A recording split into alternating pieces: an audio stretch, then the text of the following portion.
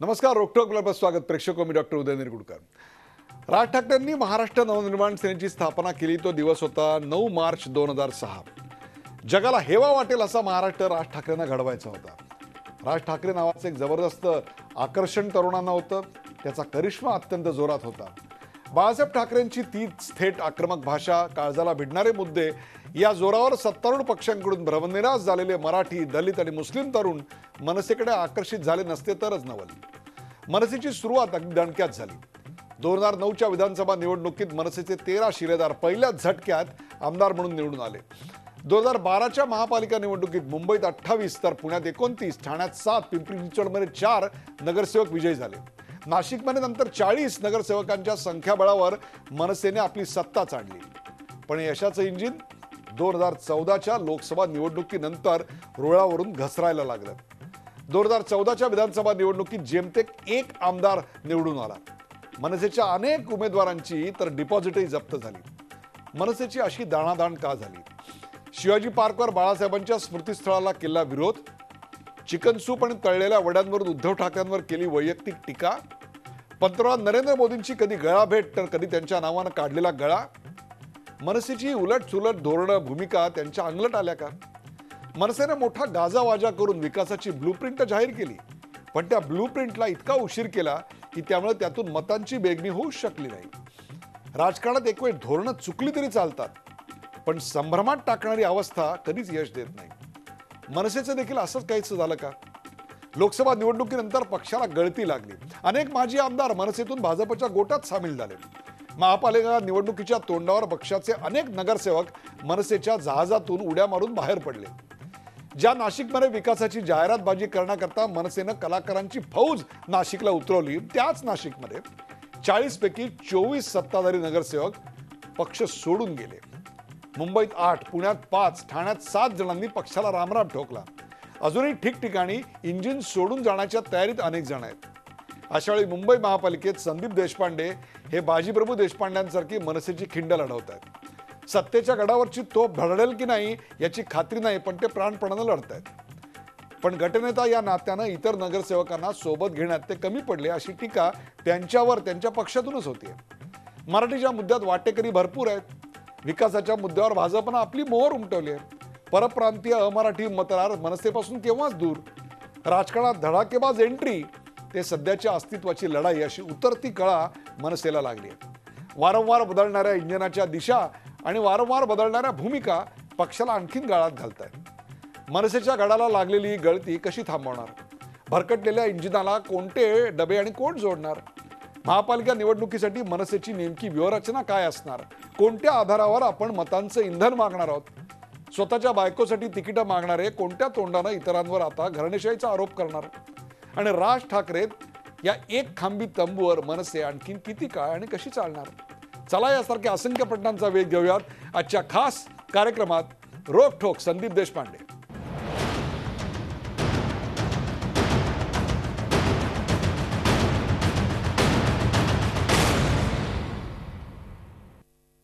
रोकठोक संदीप देशपांडे आपल्यासोबत. मनसेचे मुंबई महानगरपालिकेतले गटनेते संदीप देशपांडे. संदीप देशपांडे या कार्यक्रमात आपलं स्वागत.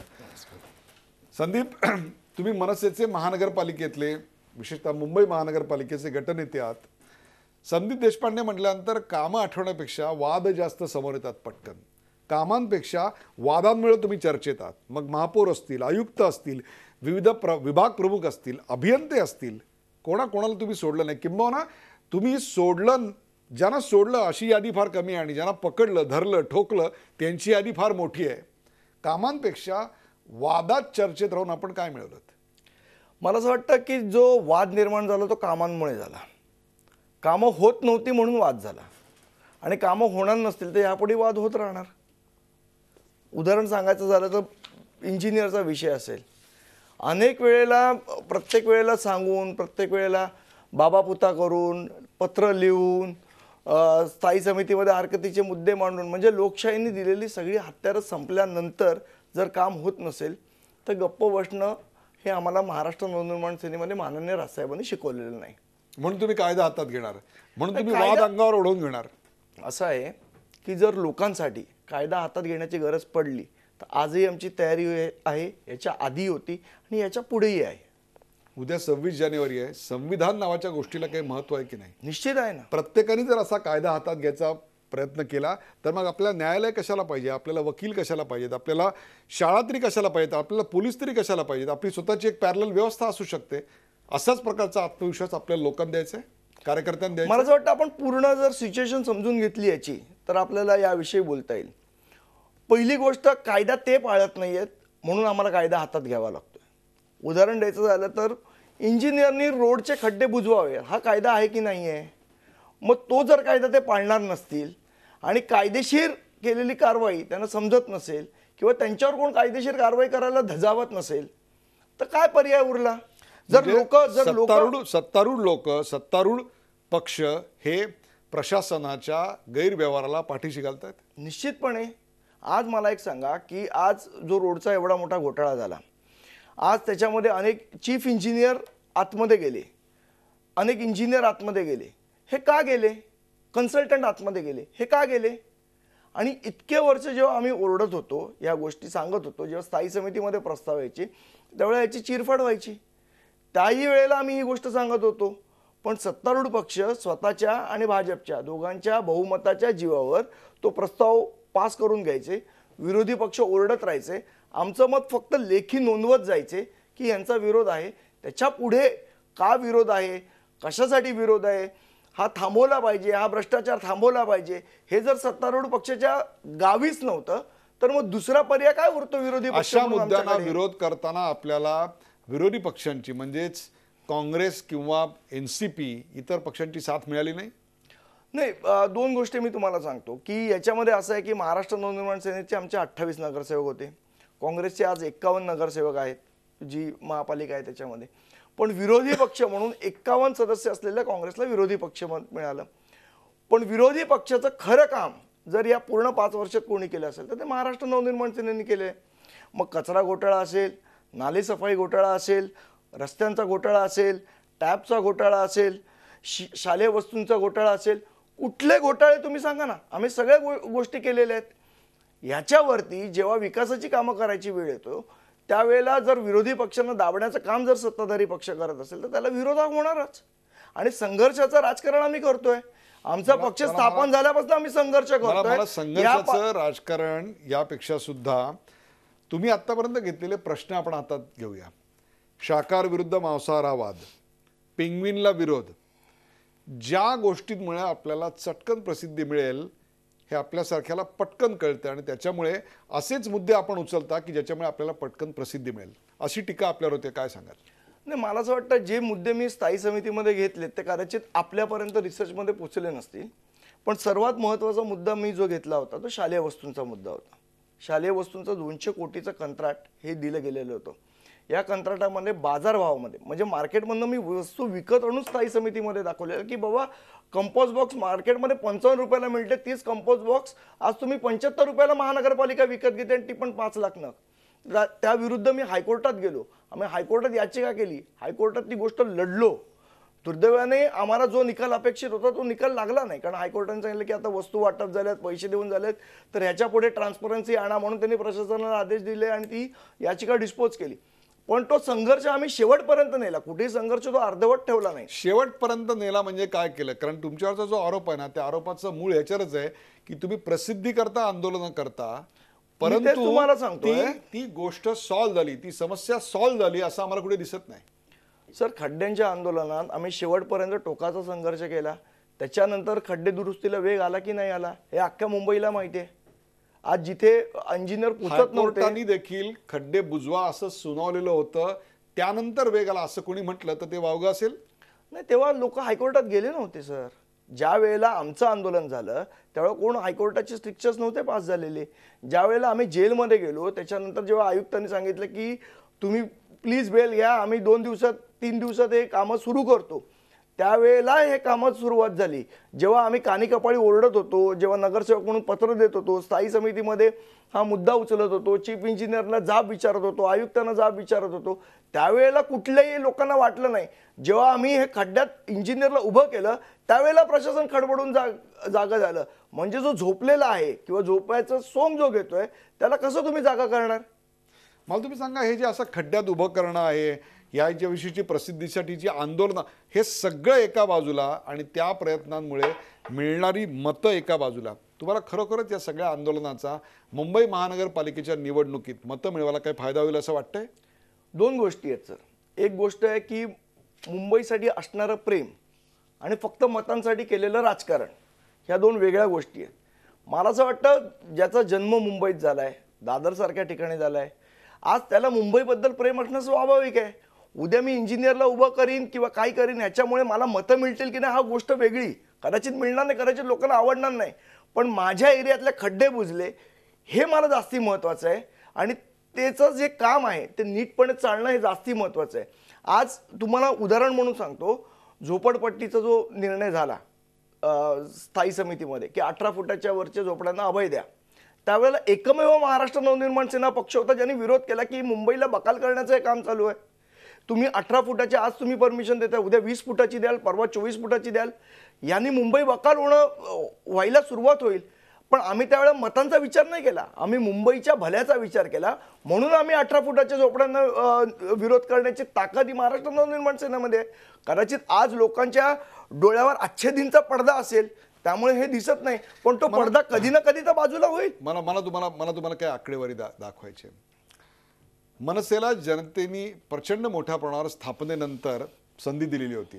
2012चं चित्र माझ्यासमोर आहे. मुंबईत आणि पुण्यात तुमचे 28 आणि 29 नगरसेवक होते.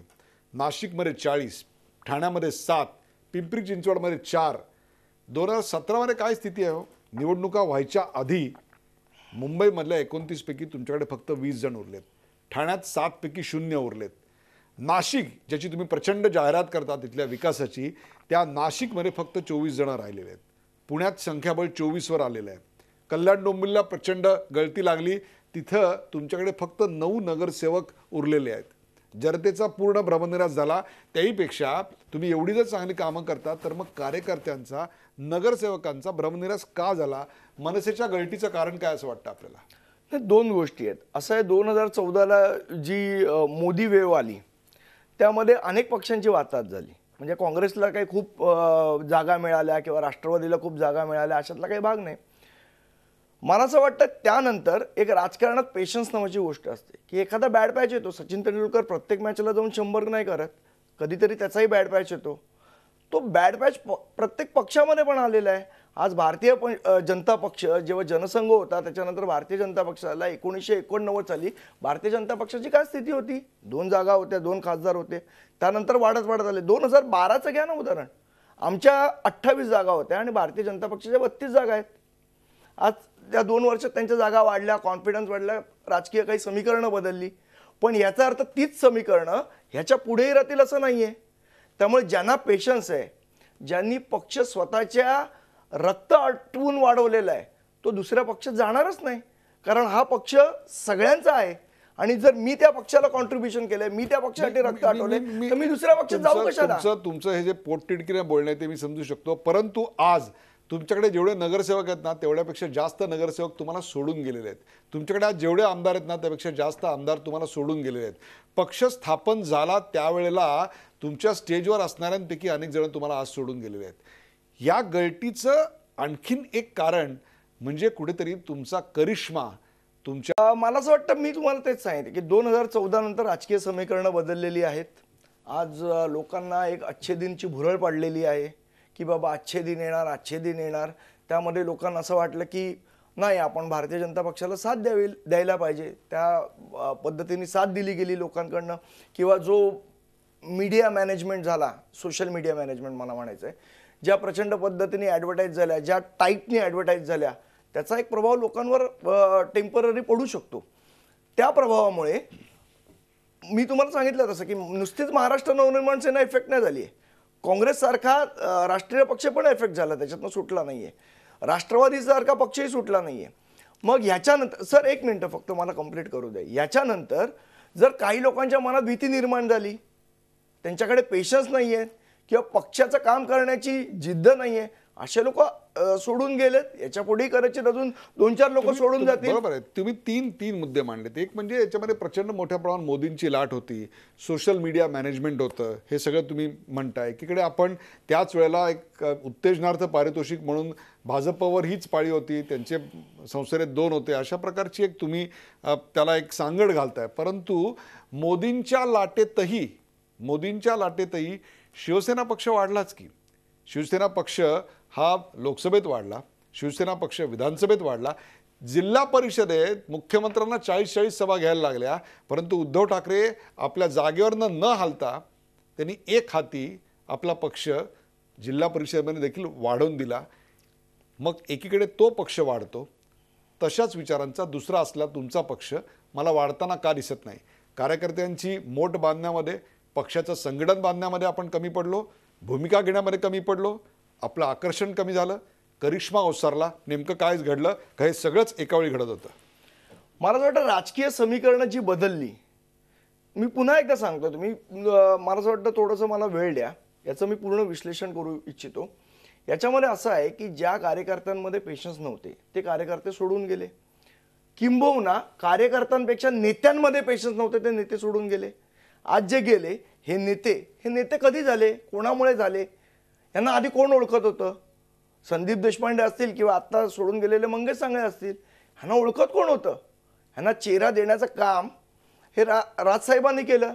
आज आमच्या पक्षाची अशीही परिस्थिती नाही की आम्हाला दुसरीकडनं उमेदवार आयात करावे लागत आहेत. आज भाजपसारखा पक्ष एवढी वर्ष आहे, शिवसेनेसारखा तुम्ही म्हणता वाढला पक्ष, मग का गरज पडते यांना दुसऱ्यांचे नगरसेवक चोरून आणून त्यांच्याकडनं निवडणूक लढवून घ्यायची? तुमचे जर सर्वात बेसिक फरक हा महाराष्ट्र नवनिर्माण सेना आणि इतर पक्षांमध्ये आहे. महाराष्ट्र नवनिर्माण सेनेने माननीय राजसाहेबांनी माझ्यासारखे कार्यकर्ते घडवले आणि त्यांना त्या पदावर नेऊन बसवलं. आणि ज्यांना बसवलेलं आहे त्यांना खेचण्याचं काम हे पक्ष करतायत, कारण यांनी स्वतःच्या कार्यकर्त्यांना डेव्हलप केलं नाही. हा बेसिक फरक आहे शिवसेना, मनसे आणि भाजपमध्ये.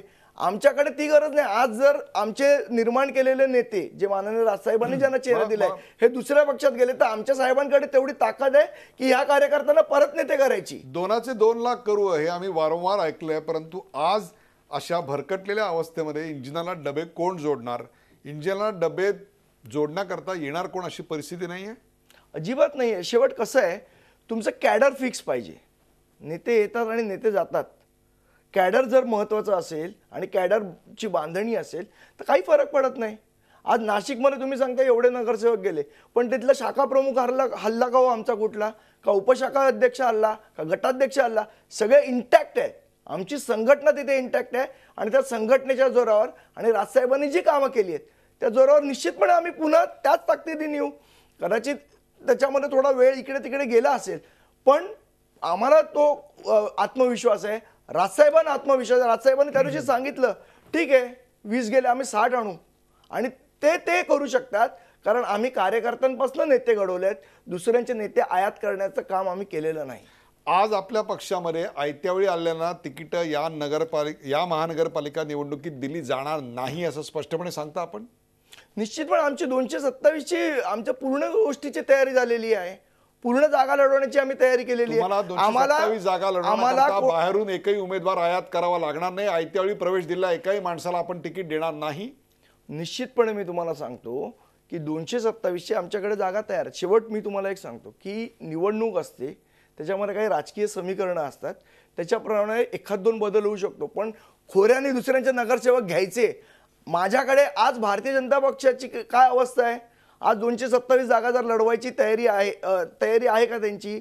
2012ला मनसेने 227 जागा लढवलेल्या. आज भारतीय जनता पक्षाची युती तुटली तर त्यांना लढवायला नगरसेवक नाहीये, म्हणून या पक्षाचे केस, काँग्रेसचे केस, समाजवादीचे केस, मनसेचे केस, ही अवस्था आहे. ज्यांची सत्ता आहे त्यांची. निदान तेवढी वाईट अवस्था तरी महाराष्ट्र नवनिर्माण सेनेची नाही. तुम्ही आता समीकरणांचा उल्लेख केला, त्या समीकरणांची चर्चा करूया का? ब्रेक नंतर कुठे जाऊ नका, पाहत राहा झी24 तास. आपण पाहताय रोखठोक संदीप देशपांडे.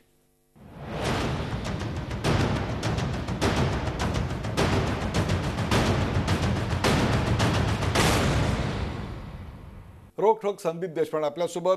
मनसेचे मुंबई महानगरपालिकेचे गटनेते संदीप देशपांडे, मगाशी तुम्ही राजकीय समीकरणांबद्दल बोललात. कुठली राजकीय समीकरणं राजकारणातली ही स्थिर नसतात, तर ती काळानुरूप बदलत असतात.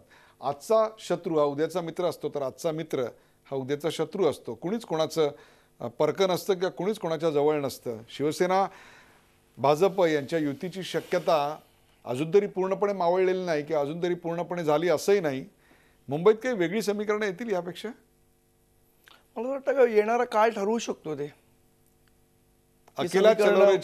अकेला चरोलेची भूमिका सोडून आपला पक्ष टाळी द्यायच्या तयारीत आहे. नाही, त्या दिवशी मला वाटतं माननीय राजसाहेबांनी याचं स्पष्टीकरण दिलं होतं की आम्ही स्वबळावर लढवणार आहोत म्हणून. त्यामुळे मला असं वाटत नाही आत्ता तरी असा कुठला काही प्रस्ताव नाही आहे की कोणी आमच्याशी युती करावं म्हणून असं कोणी म्हटलेलंही नाही आहे. त्यामुळे अशी काही आत्ता समीकरण मला तरी डोळ्यासमोर दिसत नाही. भाजपची युती तुटली तर शिवसेना मनसे यांच्यात काही जागांचं अंडरस्टँडिंग होऊ शकतं? आत्ता तरी मला दिसत नाहीये, पण पुढे काय होईल हे आत्ता मी काही भविष्य वेधता नाहीये की 27 तारखेला काय होईल, 28 तारखेला काय होईल हे सांगू शकतो.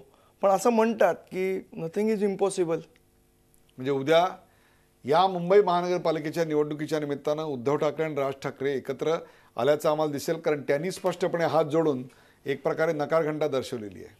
म्हणूनच मी सांगितलं ना, शेवट एक मी कार्यकर्ता म्हणून सांगतो, हे मनसेचं काही मी नेता नाही किंवा काही नाही, की युती होईल की नाही होईल हे जर मला असं वाटतं ठरवायचं असेल तर त्यांच्या पक्षातले सर्वोच्च नेते उद्धव साहेब आणि हे राजसाहेबच ठरवू शकतात. माझ्यासारख्या कार्यकर्त्याच्या काय भावना आहेत याच्यापेक्षा नेत्यांच्या काय भावना आहेत ह्या जास्ती महत्त्वाच्या आहेत. शेवटी नेत्याला कार्यकर्त्यांचं ऐकावं लागतं. कार्यकर्त्यांची भावना काय आहे तळागाळातल्या, की या दोन्ही पक्षांमध्ये किमान कटुता संपून काही जागांवरचा समझोता तरी व्हायला काय हरकत नाही? तुम्हाला उद्या सर एक सांगतो, मी शिवाजी पार्कला रोज सकाळी फिरायला जातो, राऊंड मारायला जातो. त्याच्यानंतर आमचा एक चहाचा कट्टा आहे तिकडे. त्या चहाच्या कट्ट्यावर सर्व पक्षाचे कार्यकर्ते असतात. मनसेचे असतात, शिवसेनेचे असतात, भाजपचे असतात.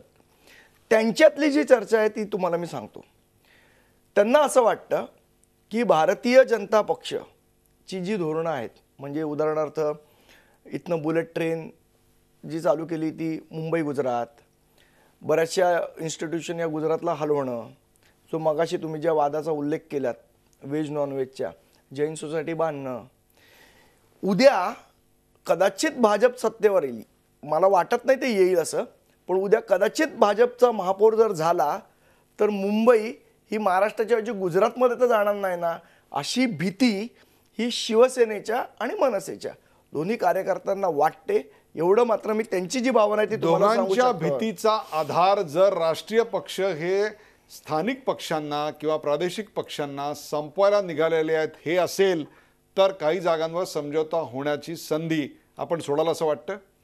नाही, ह्याच्यात मी तुम्हाला सांगितलं तसं की मी एक कार्यकर्ता आहे, हे माझ्या हातातली डिसिजन नाही. म्हणजे हा प्रश्न मला असं वाटतं माझ्यासाठी नसावा. एक minute, let's put it this way. भाजपचा विरोध हे मनसे आणि शिवसेना यांच्यातल्या युतीचा मुख्य आधार असू शकतं किमान? मला असं वाटतं, म्हणजे जे आपण इतिहास वाचतो किंवा हे वाचतो, शत्रूचाच शत्रू हा मित्र होऊ शकतो. पण शेवट हे दोन्ही नेत्यांनी बसून ठरवायचं आहे. लोकांच्या काय भावना आहेत आणि काय ही गोष्ट वेगळी, पण शेवट पक्षाचे जे निर्णय होतात ते पक्षाचे प्रमुखच घेत असतात. तुम्ही सातत्यानं शिवसेना भाजपच्या महानगरपालिकेतल्या, विशेषतः मुंबई महानगरपालिकेतल्या कारभारावर, त्यातल्या भ्रष्टाचारावर, मग तो टॅपचा घोटाळा असेल, खड्ड्यांचा घोटाळा असेल, अनेक घोटाळ्यांवर चर्चा केली, टीका केली, त्यांच्यावर वाभाडे ओढले, आमच्या चॅनलवर येऊन तुम्ही धडाकेबाजरित्या तुमची बाजू मांडलीत. मग असं असताना त्याच पक्षाच्या सहयोगानं आपण निवडणुका कशा काय लढवू शकणार? मग निवडणुकीत कोणत्या तोंडाने तुम्ही भ्रष्टाचाराच्या विरोधात बोलणार आहात? दोन गोष्टी मी सांगितल्या. मी असं काही म्हटलं नाही की मला शिवसेनेवर जायचं आणि युती करायची किंवा अशातला काही भाग नाही. मी तुम्हाला राजकारणात तुम्ही विचारलं काय समीकरणं होऊ शकतात किंवा काय शक्यता होऊ शकतात. आज शिवसेना भाजपला शिव्या म्हणजे जे काय घालतो किंवा भाजप शिवसेनेबद्दल जे काय बोलतो आणि त्याच्यानंतर युती होते आणि लोक काही बोलत नाहीत. आज कल्याण डोंबिवलीला दोघांनी एकमेकांवर एवढे आसूड ओढले आणि ते शेवट मांडीला मांडी लावून बसले. मी तुम्हाला असं सांगितलं की आम्ही असं म्हटलं नाही की आम्हाला शिवसेनेबरोबर जायचं किंवा हा विचारही माझ्या डोक्यात नाही. कार्यकर्त्यांच्या काय भावना आहेत, पण शेवट मुंबईचा विचार हा प्रत्येक मराठी माणसाला करावाच लागेल. प्रादेशिक पक्षांचे जर अस्तित्व घालवायला जर कोण निघालं असेल तर प्रादेशिक पक्षांना त्यांच्या अस्तित्वासाठी आज बिहारमध्ये जे झालं किंवा अजून उदाहरणं तिथे तामिळनाडूची उदाहरणं देता येतील. आज प्रादेशिक अस्मितेसाठी केवढा मोठा लढा उभारलाय त्यांनी. आज शेवट पक्ष जरी वेगळे असले, प्रादेशिक अस्मितेचा लढा उभारल्यानंतर तुम्हाला मतं मिळत नाहीत, परंतु प्रादेशिक अस्मितेच्या लढ्यावर शिवसेनेला मतं मिळतात असा मला वाटतं की मला असं वाटतं, मला दोन गोष्टी इथे स्पष्ट करायच्या. तुम्ही मगाशीही म्हणालात की एवढं असून शिवसेना वाढलीच ना. अहो, शिवसेना जेव्हा फॉर्ममध्ये होती, भाजप त्यांची युती, तेव्हाही मनसे वाढलीत ना. आम्ही वाढलोच ना तेव्हा. ठीक आहे, 2 वर्ष आम्हाला थोडीशी उतरती कळायला लागली असेल, याचा अर्थ आम्ही वाढणारच नाही असं नाही. बचेंगे तो और भी लढेंगे म्हणणारे दत्ताजी होता. बचेंगे तो और भी लढेंगे, हा निश्चितपणे लढणार आम्ही. आणि आमची लढाई चालूच आहे. संघर्षाचं राजकारण हे आम्हाला शिकवलेलंच आणि आम्ही करत राहणार. हा फक्त ट्रेलर आहे, पूर्ण पिक्चर तो अभी बाकी आहे असं सांगता. मग तुमच्या प्रचाराची, तुमच्या युतीत एखाद्या पक्षाबरोबरच्या युती करायची नेमकी नीती, रणनीती काय आहे? नाही, आम्ही कुठे म्हटलं युती करतोय असं. कोणत्या प्रकारच्या युतीची संभावना, कोणत्या मी तुम्हाला काय सांगितलं, या जर तरच्या गोष्टींना अर्थ नाही ना. उद्या काय समीकरणं होतील हे नेत्यांनी बसून ठरवायचं. मी कार्यकर्ता, जे नेते आदेश देणार त्याप्रमाणे आम्ही कार्य करणार. तुम्ही वॉर रूम तयार केलंय, तुमच्या पक्षाने निवडणुकीची वॉर रूम तयार केली, हे तर खरं आहे? हो. मग ही जी वॉर रूम आहे त्याचं वॉर कोणाशी आहे? तुमचं भाजपशी आहे, शिवसेनेशी आहे, भाजप शिवसेनेशी आहे, काँग्रेसशी आहे, एनसीपीशी आहे, का काँग्रेस एनसीपीशी आहे? कोणाशी आहे तुमचं वॉर? आमचं वॉर हे जे भ्रष्टाचार करतात, जे मुंबईच्या विकासाला बाधा आणतात आणि जो मराठी माणसाच्या विरोधात आहे, या सगळ्यांशी आमचं वॉर आहे. मराठी माणसाच्या विरोधात मुंबई महानगरपालिकेत चीनी किंवा कोरियन माणसं तर नाही आहेत ना? त्याच्यात 5च पक्ष आहेत. तुम्हाला एकच उदाहरण देतो. ज्या वेळेला आम्ही लोकशाही पद्धतीने जेव्हा एक महानगरपालिकेत ठराव मांडला की जे बिल्डर शाकाहारी किंवा मांसाहारी असा भेद करून घरं नाकारतील त्यांची ओसी रद्द करा, हा लोकशाहीचा प्रस्ताव होता. त्यावेळेला अख्ख्या महानगरपालिकेमध्ये विरोध करणारा याला एकमेव पक्ष होता, त्याचं नाव आहे भारतीय जनता पार्टी. मग आणि ती घरं कोणाला नाकारली जात आहेत? आज आमच्या नगरसेवकाला एका बिल्डरची सांगायची हिंमत होते की आप नॉनव्हेज खाते तो यहाँ पे जगह नहीं मिलेगा, आणि त्याचं समर्थन स्थायी समितीमध्ये कोण करतं? भारतीय जनता पक्ष. आज भारतीय जनता पक्षाची ज्या पद्धतीने वाटचाल चाललेली आहे, पूर्वीच्या काळी जे लोकांना अपील होतील असे मुद्दे होते, ते अपील होणारे मुद्दे आता तुमच्या हातातनं निसटले. नाही, मला असं वाटतं दोन गोष्टी नाही. मला असं वाटतं की आमचे मुद्दे अपील होत नाहीत, हे आपलं वैयक्तिक म्हणणं असू शकेल. मी लोकांमध्ये फिरतो, मला तरी असं कुठे दिसलेलं नाही की आमचे मुद्दे अपील होत नाहीत किंवा आम्ही जे बोलतो ते लोकांना पटत नाही, असं अजिबात नाहीये. लोकांना पटतंय पण ते तुम्हाला मतं देत नाहीयेत.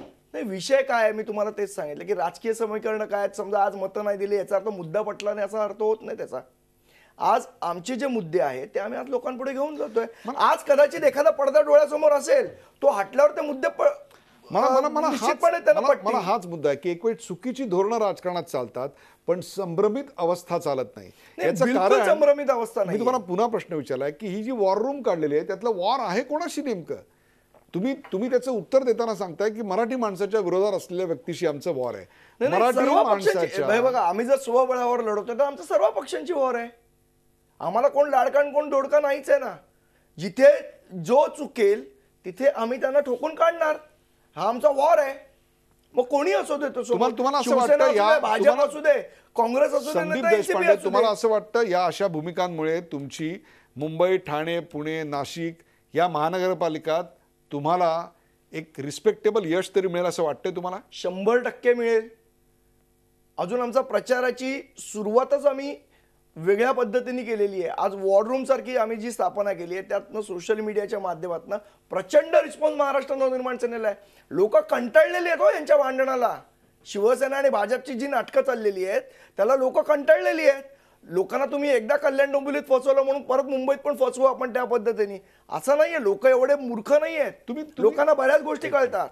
मुंबई महानगरपालिकेत करून दाखवलं असं मागच्या वेळी शिवसेनेने म्हटलं. यावेळी त्यांचा जो भर असणार आहे तो त्यांनी करून दिलेल्या कामात डिड यू नो अशा प्रकारची त्यांची एक टॅगलाईन आम्हाला दिसते. किंवा भारतीय जनता पक्ष देखील नरेंद्र मोदींचे अचिव्हमेंट्स किंवा देवेंद्र फडणवीस यांचे अचिव्हमेंट्स किंवा मुंबई महानगरपालिकेत त्यांनी आतापर्यंत केलेली कामं वगैरे हे सगळं सांगणार आहे. तुम्ही नेमकं सांगणार काय? तुम्ही जर नाशिकमधली तुमची उभी केलेली गार्डन असेल, नाशिकमधला विकास जर दाखवणार असाल, तर त्याच वेळी त्याच श्वासामध्ये मग नाशिकमध्ये इतक्या प्रचंड मोठ्या प्रमाणावर तुमची संख्या जी होती 40 ती आता 24 वर का आली, याचंही उत्तर तुम्हाला द्यावं लागेल. निश्चितपणे देऊ ना आम्ही उत्तर. मी तुम्हाला परत एकदा सांगितलं की 2014ला एक लाट आली. त्या लाटेमुळे जर काही घाबरणारे लोक असतील आणि ते पक्ष सोडून जात असतील तर आम्हाला त्याची चिंता नाही आहे. याचं कारण आम्ही कार्यकर्त्यातनं नेते घडवू शकतो. आम्हाला आयते नेते असलेले लोक आणायची आम्हाला गरज नाही आहे. आमच्या राजसाहेबांकडे तेवढा करिश्मा आहे की जो कार्यकर्त्यातनं नेता घडवतो. त्यामुळे हे जे कोण गेले 20 गेले, आम्ही 60 निवडून आणू. तेवढी धमक आहे आमच्यात, तेवढी आमच्या साहेबांमध्ये ताकद आहे, तेवढी महाराष्ट्रात तुम्ही जो विरोध करताय, कमिटमेंट आहे. तुम्ही जो सत्तारूढ पक्षाला विरोध करताय त्या विरोधावर जनता विश्वास ठेवताना का दिसत नाही मतांच्या रूपाने? कोणी आज निवडणुका तुमचे सातत्यानं पराभव होताना दिसत आहेत. लोकसभा असेल, विधानसभा असेल, त्यानंतरच्या आता महानगरपालिकांच्या निवडणुका तोंडावर आल्या आहेत. तुमचा आलेख मला घसरताना का दिसतोय? 2 गोष्टी मी तुम्हाला सांगतो सर. निवडणुकावर निवडणुका असं जे तुम्ही म्हणाल तर एक लोकसभा एक विधानसभा या 2च निवडणुका झाल्या. शिवसेनेची स्थापना झाली, त्याच्यानंतर त्यांनी किती निवडणुकांनंतर यश घेतलं हा एक इतिहासाचा संशोधनाचा विषय आहे. तो मला असं वाटतं सगळ्यांना माहिती आहे, मला परत त्याच्यामध्ये जायचं नाही. असं नाही आहे की शिवसेनेला पहिल्यांदा यश मिळालं आणि त्याच्यानंतर 2 निवडणुका त्यांनाही यश नाही मिळालं. त्याच्यानंतर मग वसंतराव नाईकांनी तो जो हे केलं की मुंबई महाराष्ट्रापासून वेगळी, त्याच्यानंतर शिवसेनेला यश मिळालं. हा राजकारणाचा भाग आहे आणि इतिहासाचा भाग आहे. आजही तुम्ही तेच बोलताय मुंबई महाराष्ट्रापासून वेगळी केली जाईल म्हणून. 2 गोष्टी मी तुम्हाला सांगतो. आज जी परिस्थिती आहे ही लोक बघतायत की अच्छे दिन चे जे वायदे 2014 मध्ये झालेले त्याच्यानंतरचे जे पुलाखालनं बरंच पाणी वाहिलेलं आहे. आज लोकांच्या हळूहळू डोळ्यावरचा पडदा हटतोय. आज नोटबंदी झाली, त्याचं यश मिळालं नाही. तुम्ही मेक इन इंडिया इथे आणलं आणि सांगितलं आम्ही 15,000 कोटीचे MOU केले, त्यातलं 1 रुपयाचंही काम अजून मेक इन इंडियाचं होताना दिसत नाही. ह्या गोष्टी आम्ही लोकांपर्यंत पोहोचवू ना, पण आम्ही जे केलं तेवढंच आम्ही बोलतोय, जे केलं नाही ते बोलत नाहीये. संदीप देशपांडे, काय माहितीये का, एखाद्यानी जर चूक दाखवून दिली, सुधारणेचा वाव दाखवून दिला तर तुमच्या पक्षातनं त्याच्यावर तुटून पडलं जातं. उदाहरण मी तुम्हाला देतो. कालिदास नाट्यगृहातल्या त्रुटी प्रशांत दामलेनी दाखवून दिला, कारण त्यांच्या नाटकाचा तिकडे प्रयोग होता. त्यावेळी त्यांना त्या प्रकर्षानं जाणवल्या. तेव्हा टीका प्रशासनावर करायची सोडून तुमच्या संपूर्ण वक्तव्यामध्ये पक्षाच्या टार्गेट प्रशांत दामले दिसत होतं. सुधारणेला वाव दाखवणं हे तुमच्या पक्षात चालत नाही का? हेच कारण देत अनेक लोक सोडून गेली, म्हणून हा प्रश्न मुद्दावून विचारतोय. आपण प्रशांत दामलेंचं बोलू. प्रशांत दामलेंचा जे फोटो टाकले त्यांनी, त्याचं टायमिंग बघा. आदल्या दिवशीचं ते सगळे कलाकार आम्ही नाशिकला घेऊन गेले आणि दुसऱ्या दिवशी ते फोटो टाकले. ज्या ग्रुपवर त्यांनी फोटो टाकले त्या ग्रुपमध्ये माझेही 2-4 मित्र आहेत. जेव्हा त्या ग्रुपवर फोटो टाकले की अरे ते कालिदासचं असं असं आहे, त्यावेळेला त्या ग्रुपमधल्या आमच्या मित्रांनी कालिदासचा पूर्ण प्लॅन दिलेला की अशा अशा पद्धतीचं हे मंजूर झालेलं आहे आणि ह्याच्या पद्धतीने कालिदास होणार आहे. असं नाही आहे की ते नाही होणार आहे, पण तरीही कोणाच्या तरी सांगण्यावरनं मला महाराष्ट्र नवनिर्माण सेनेची हल्ली एक काय झालंय माहिती आहे का, तुमचं नाव नव्हतं घेतलं डॉक्टर साहेब. आता हल्ली एक काय झालंय, मनसेला जोडून काढलं. तो एक ट्रेंड झालाय की आपण मनसेबद्दल वाईट बोललो की थोडीशी प्रसिद्धी मिळते, असं काही कलाकारांना वाटतं. त्यामुळे ती एक ट्रेंड सुरू झालाय. त्या ट्रेंडमध्ये प्रशांत दामले पण वावत गेले. त्यामुळे त्यांना ते सांगणं गरजेचं आहे. कुठल्याही प्रकारे तुमच्या पक्षाचं नाव देखील घेतलेलं नव्हतं. असं आहे, प्रशांत दामले आमच्या अमय खोपकरांचे खूप चांगले मित्र आहेत, राजसाहेबांचे चांगले मित्र आहेत. एका फोनवरनं पण ही गोष्ट अरे असं असं आहे, लगेच त्याच्यात सुधारणा, म्हणजे आताही आम्ही सुधारणा करणार नाही असं म्हटलेलं नाही, पण मुद्दाम बदनाम करण्याच्या दृष्टीने काढलेले फोटो आणि एखादी गोष्ट सुधारावी म्हणून केलेली गोष्ट, ह्या 2 गोष्टीतला फरक समजण्यामुळे आम्ही सुज्ञ नक्कीच आहोत. तुमच्या अनेक भूमिका तुम्ही वारंवार बदलता. दुसरा एक आक्षेप तुमच्यावर प्रामुख्याने घेतला जातो तो म्हणजे मध्यंतरी तुम्ही एक परीक्षा पद्धती काढली होती. निवडणुकीमध्ये जे उमेदवार आहेत त्या उमेदवारांनी परीक्षा पद्धती घ्यायची, त्याची प्रचंड मोठ्या प्रमाणात गाजावाजा झाला होता. अनेक ठिकठिकाणी त्या परीक्षा घेतल्या गेल्या. नंतर मात्र आम्हाला त्या परीक्षा उमेदवारांच्या कधी दिसल्या नाहीत पुन्हा. म्हणजे परीक्षा घ्यायचा निर्णय चुकीचा होता का परीक्षा न घेण्याचा निर्णय चुकीचा होता? यातलं एक काहीतरी होतं नक्की. असं आहे, याच्यात भूमिका बदलली असं म्हणता येणार नाही. आज असं आहे, रोकटोकचा एक फॉर्मॅट असतो. तो फॉर्मॅट तुम्ही बदलला तर आधीचा चुकीचा होता म्हणून बदललात का नंतरचा बरोबर आहे म्हणून बदललात? फॉर्मॅट बदलला ना त्या गोष्टीचा, त्याच्यात भूमिका बदलली नाही. तशा काही गोष्टीचा त्यावेळेला जो फॉर्मॅट साहेबांना योग्य वाटला त्या फॉर्मॅटमध्ये ते केलं.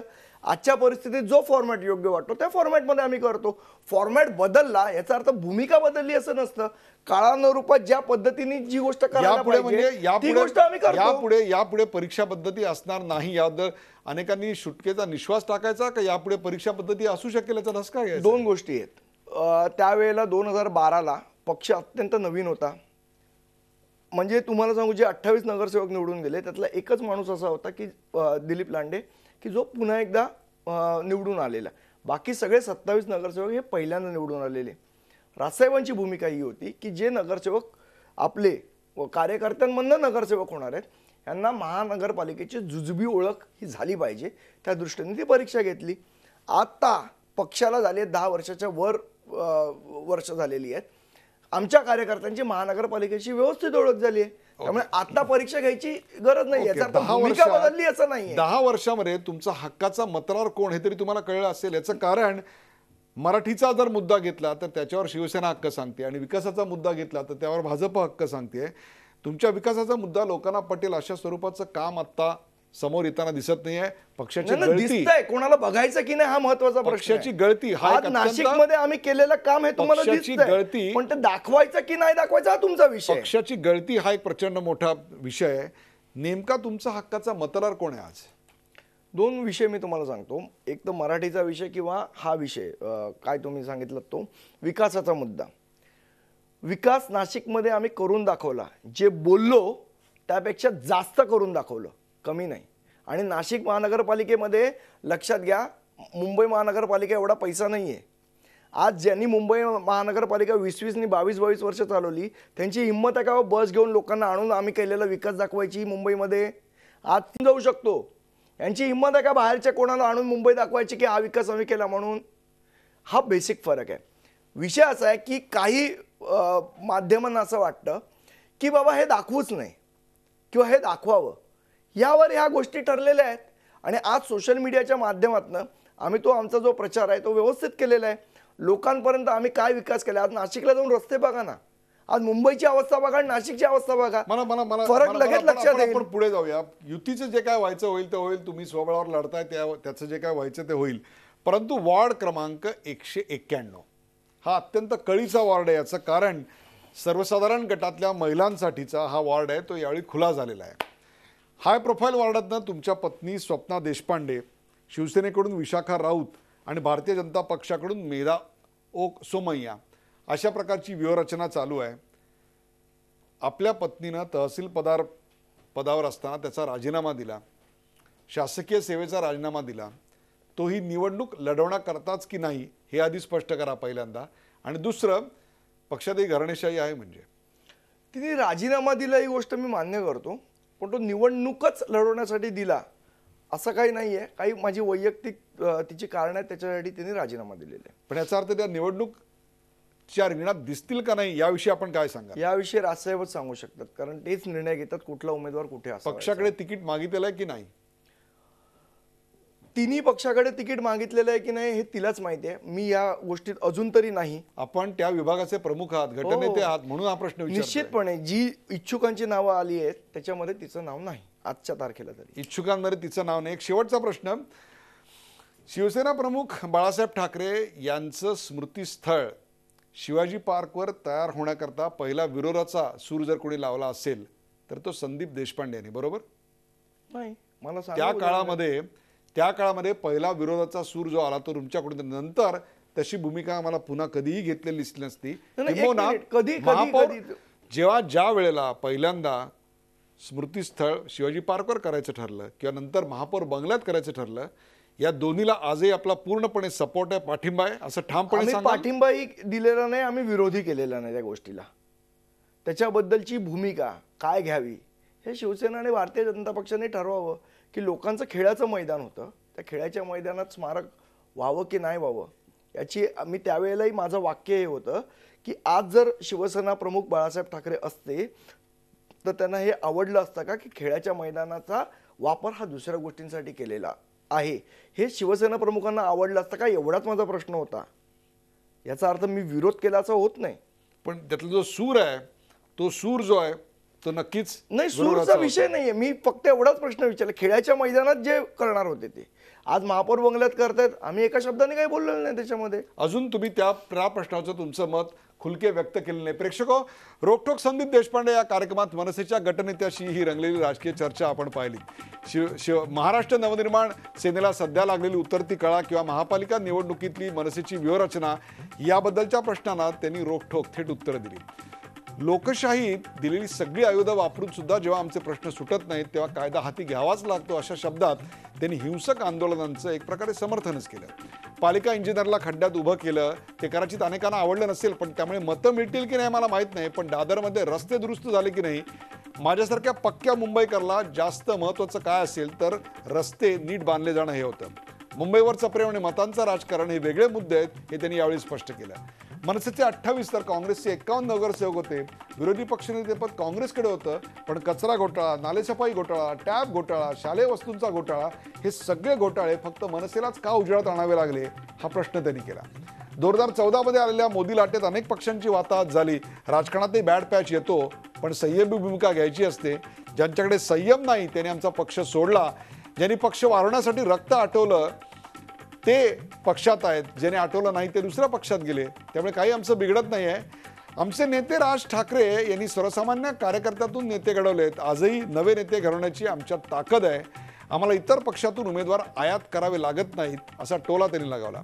भाजप शिवसेनावाले दुसऱ्या पक्षातल्या नगरसेवकांची पळवापळवी करून त्यांना तिकीटं वाटतायत. मनसेवर ती वेळ आलेली नाही असं त्यांनी स्पष्ट केलं. सध्या मनसेला उतरती कळा लागली असली तरी 1989 मधल्या भाजपप्रमाणे मनसे देखील पुन्हा झेप घेईल असा आशावाद त्यांनी बोलून दाखवला. प्रेक्षको, ट्री ड्राईज फ्रॉम टॉप. वृक्ष वाळायला सुरुवात होते ती त्याच्या शेंड्यापासून असं म्हणतात. मनसेच्या नेतृत्वाला लागलेली गळती हेच सांगते. तुमचं यश तुमची जगाला ओळख करून देतं आणि तुमचं अपयश तुम्हाला जगाची ओळख घडवतं. राजकारणात तुम्ही वजीरात की प्यादे हे महत्त्वाचं नसतं, तर राजकारणाच्या पटावर तुम्ही कुठं आणि कशाकरता उभे आहात हे जास्त महत्त्वाचं असतं. मनसे हे सध्या जरी प्याद्याच्या भूमिकात असलं तरी योग्य जागी उभं आहे का आणि योग्य भूमिका घेऊन उभं आहे का हा खरा सवाल आहे. वजिराला शह देण्याचा चमत्कारी प्यादं घडवेल का हे काळच ठरवेल. तेवढं बळ मतदार मनसेच्या इंजिनात पुरवतील का याचा फैसला मुंबई महानगरपालिकेच्या निवडणुकीत होणार आहे. तूर्तास तरी वादाच्या भोवऱ्यातले संदीप देशपांडे आपल्या सोबत होते. संदीप देशपांडे, झी 24 तासच्या प्रेक्षकांशी येऊन आपण बोललात त्याबद्दल आभार. ताज्या बातम्यांसाठी पाहत राहा झी 24 तास. राहा एक पाऊल पुढे.